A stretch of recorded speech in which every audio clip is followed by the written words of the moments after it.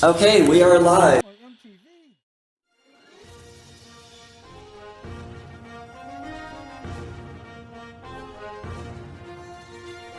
Hi there, I'm Joel Furches, and you're watching Mentionables TV. Today is the next in our series on questions that no Christian can answer. These questions are taken from the Non Sequitur YouTube channel, and there are 15 questions as presented in their video, questions that no Christian can answer. This is the next one in that series. In the Old Testament, God didn't like all the unrighteous people on earth. So why did God choose to get rid of all of them with a global flood? Presumably, he could have made them painlessly vanish with a silent snap of his immaterial fingers.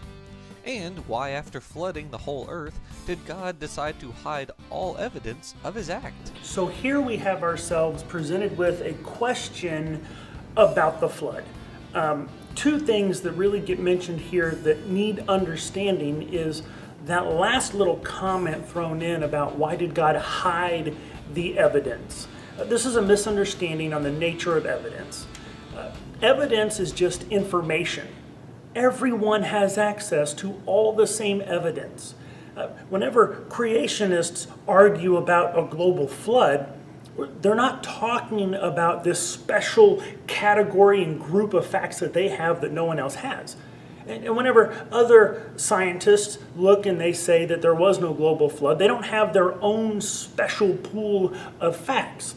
Think of a court case that people, you have the prosecution, you have the defense, and they have all the same evidence, right? The prosecution doesn't have all the guilty evidence and the defense have all the not guilty evidence.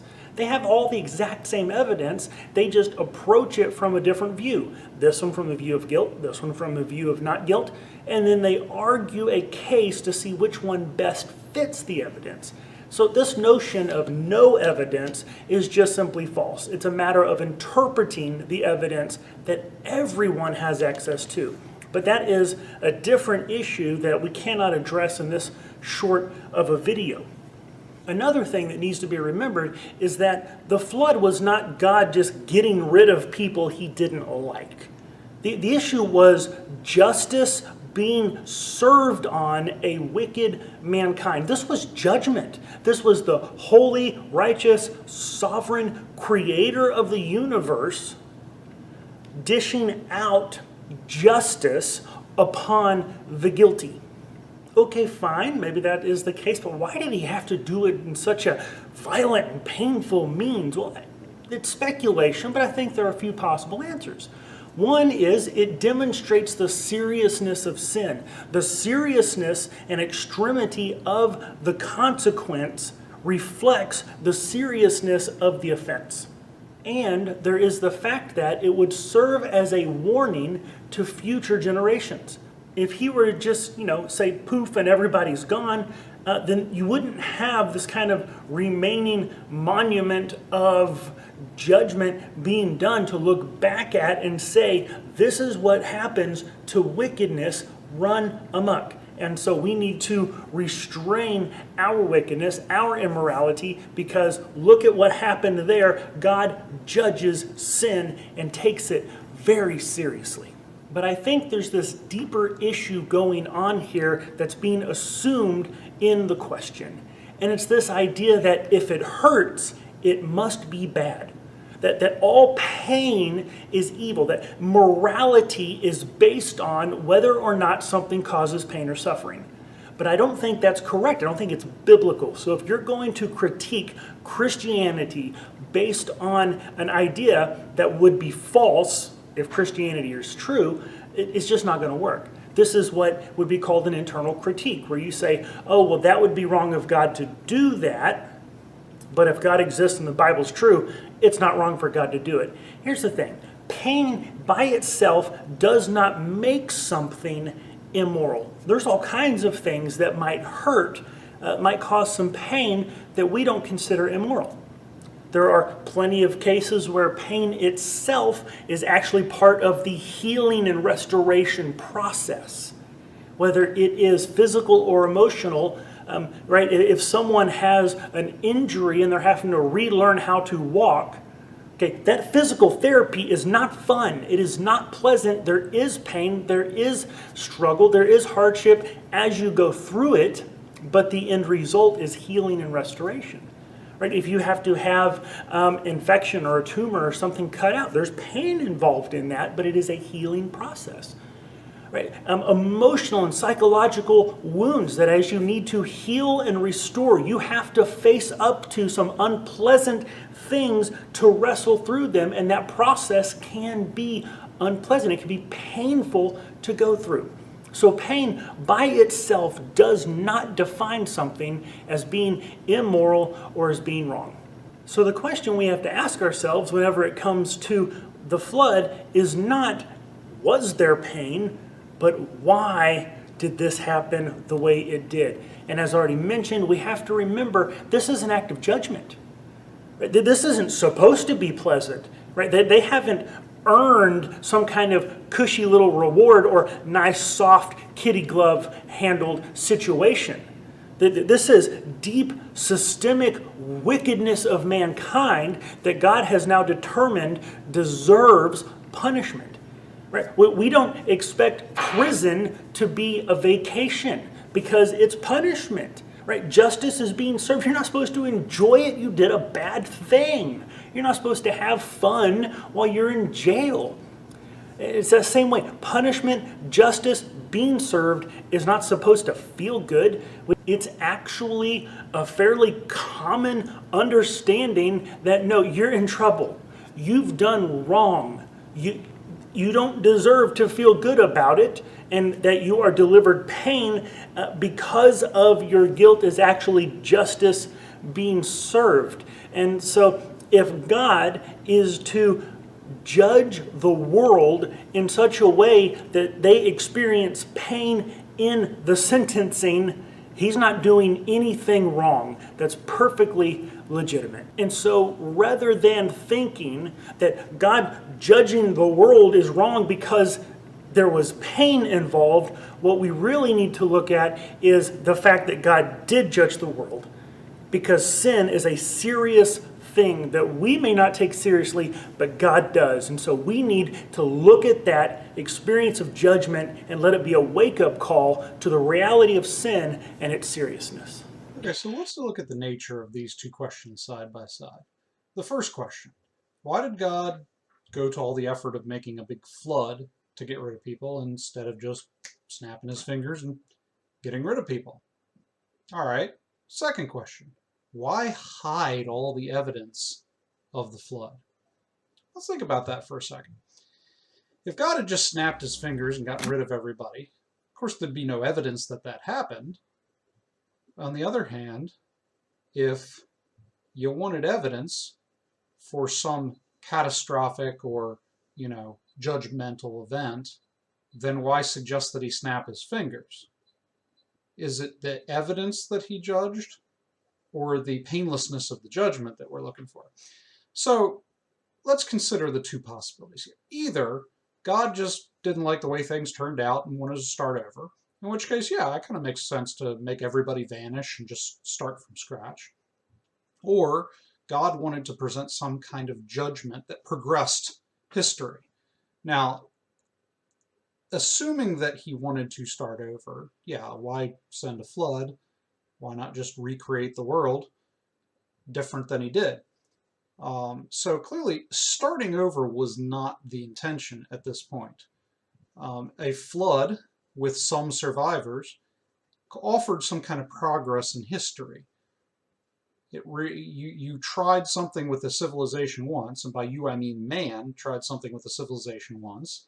It didn't work out, and so you do it different next time. And that's the purpose of judgment. When I say punish my children, I do so with the intention that they're going to learn something from the punishment and then do it differently next time. A flood with some survivors would cause a reconsideration of how one should act and build civilizations in relationship to a God that has standards that you want to abide by. So it's a punishment, and it's a fairly significant one. You get this story at the end of the flood about how there's a rainbow in the heavens, and look up and God promises on the rainbow. He swears upon the rainbow that he's not going to flood the world again. So a lesson has been taught and progress has been made through this event. All right, let's talk about evidence. So I'm not a scientist. I don't have the geological or meteorological background to talk about evidence. There are apologists for the flood that suggest that the rapid laying down of layers of the earth, such as we see in the Cambrian explosion, for instance, where you have all these new species laid down with significant fossilization occurring within a narrow space of the earth. This is the kind of thing that might happen under vast water pressure. So there's that. Then, of course, you have these flood myths that you get from civilizations all over the globe, from the Indians of North America to the Chinese. So you've got these flood myths, and they all sound about the same. You get some kind of judgment that occurs through a flood. You get some guy who manages to escape the flood through some means, and there's usually animals involved there. So, of course, people will say, well, this being the story of Noah is just one of many flood myths. Could be. Or it could be that there's many flood myths because they refer to some kind of historical event that occurred. So, regardless of what you prefer to take as evidence or not, the answer to why there was a flood is it progressed history. Some event occurred that progressed history. And as for evidence, it depends on what you count as evidence. There are certainly things out there that might point to a flood, but whether or not you consider those evidence, the story has some kind of purpose. So there are a lot of takes on it. Maybe it's just a story. Maybe it was a global flood. Maybe it was a local flood.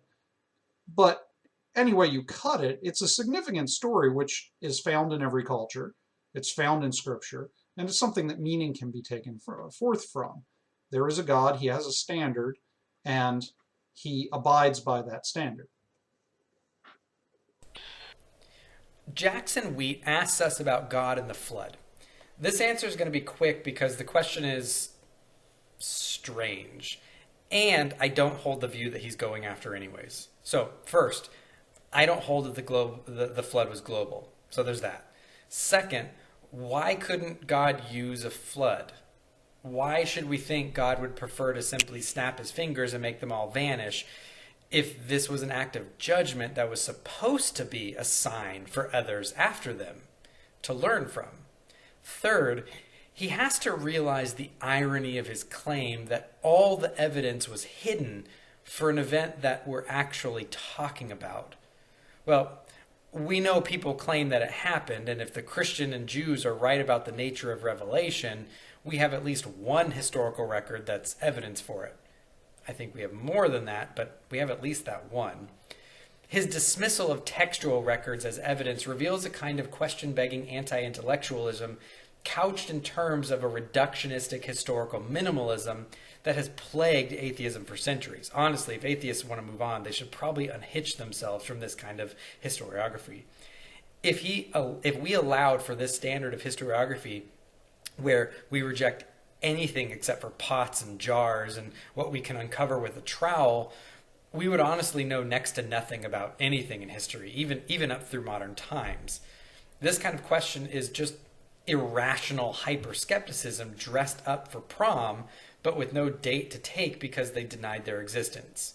Carrier would be so proud. Okay, let's address this first statement. God didn't like all the unrighteous people on earth. This is absolutely right. He didn't like them. He loved them. But he is also just. This seems to be the exact opposite complaint often leveled against Christians. You know the one. Why doesn't God do anything about X, Y, and Z? So perhaps he has done something about X, Y, and Z, but blissful ignorance allows a picking and choosing to suit personal beliefs about the character of God. In addition, the example of the flood shows important aspects of God's nature that might not be present with a snap. Now, the rest of my answer may be disappointing to some. Contrary to popular belief, not all Christians believe in a global flood. The biblical narrative does not require it to be global to accomplish its purpose. And there is evidence of a catastrophic flood in Mesopotamia around the potential time of Noah. For just one example, look at the far-ranging flood narratives. However, there is other evidence when you consider the possibility that this flood may have been local to the region of Noah rather than a global flood.